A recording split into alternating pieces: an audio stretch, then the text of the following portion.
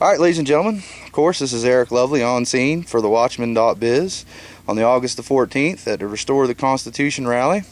And of course, as you see, the gentleman on your right, Cope Reynolds, we all know and love him. And on to his left would be, well, actually what I'll do is, his name is Jason. You guys have seen him. I'm going to let the man who knows him the best introduce him. And what we're going to do today is we're just going to get some personal interviews from a lot of the people who are taking part. If you want to call them staff, they're staff.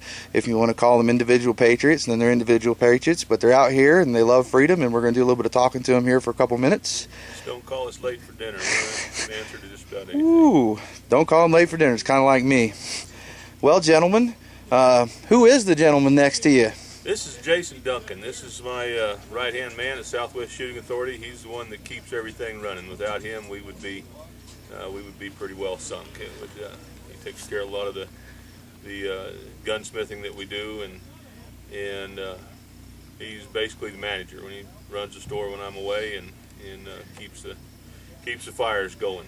And as I've many people have asked me as the build up to this, the reasons why to be here and why not to be here, the reasons why to take part. There are many arguments, and everybody has their own little idea of why they're right.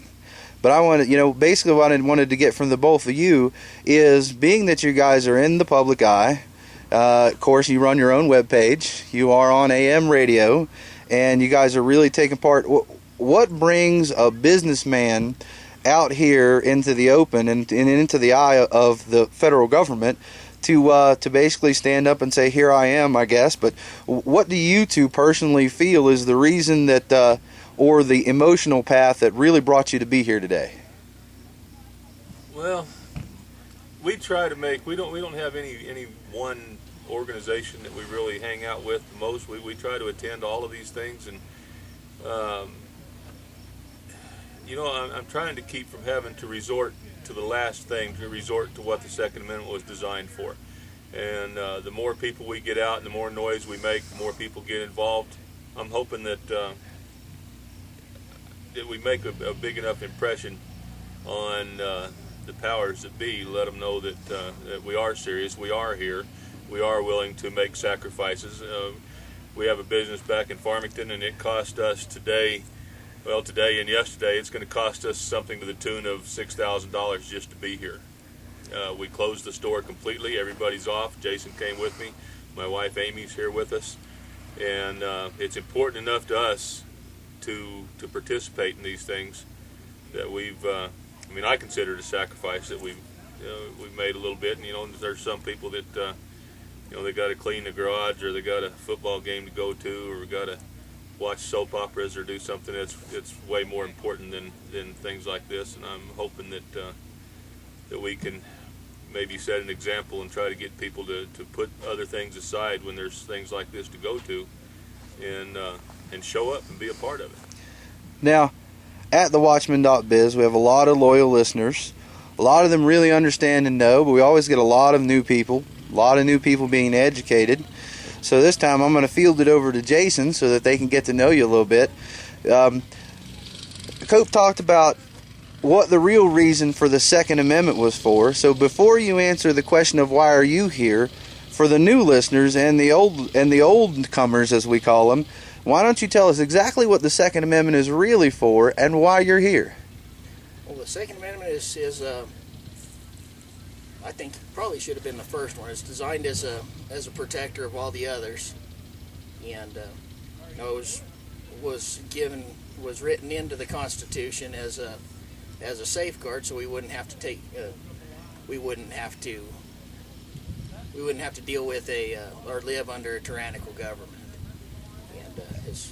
And what brings you out with us today? I mean, I understand that you're into the business and whatnot, but I'm sure is this. I know it's not, but I'm not told to be here. I can tell you that. That's the question. Take it from there. What brought you here? Well, they say the nail that sticks up gets hammered down first, and we feel if there's a list to be on out there, Cope and I want to be number one and number two on those lists. Number one and number two. That's debatable.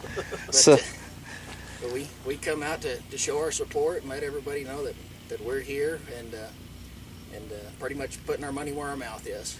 Now, most people of passion and moral character and direction in their life, even the ones who don't get to do maybe what I do or maybe what you guys do,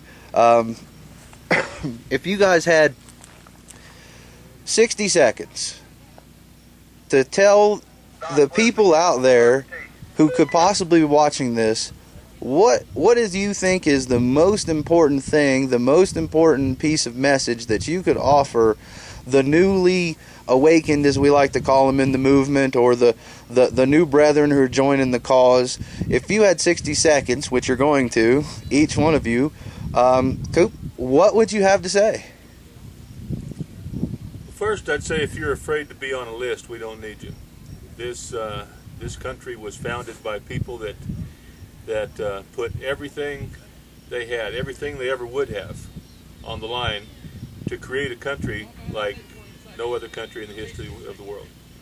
And I figure if they could do that, if we have people risking their lives in our military and losing their lives, and I think this is a very small price to pay. It's a very small sacrifice for us to put your personal business or your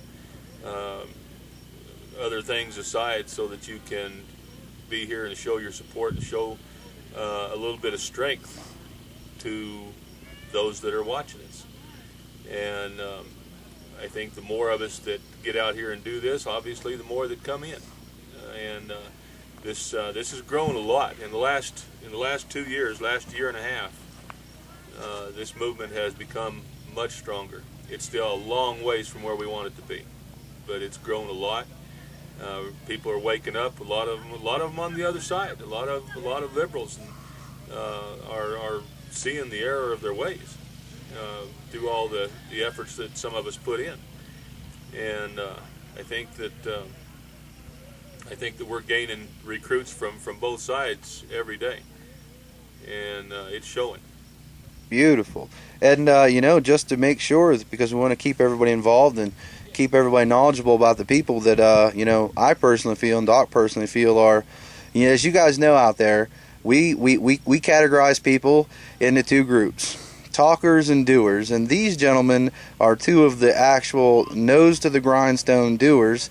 So Jason, what would be, to people maybe from your generation, because I guess you're a little bit younger than we are and whatnot, I mean, what would you have to say to them in your opportunity to make your 60 seconds in history so that people know who you really are? What would you have to say? Turn off the Xbox, one, and just get out there and get involved, become educated, and try to start, instead of going out to the beer joint every weekend or whatever, start putting some ammo back, some food back, and if we do this right, we won't have to worry about it coming to the new final solution, going to guns on this. But we may be past that point, and just get educated.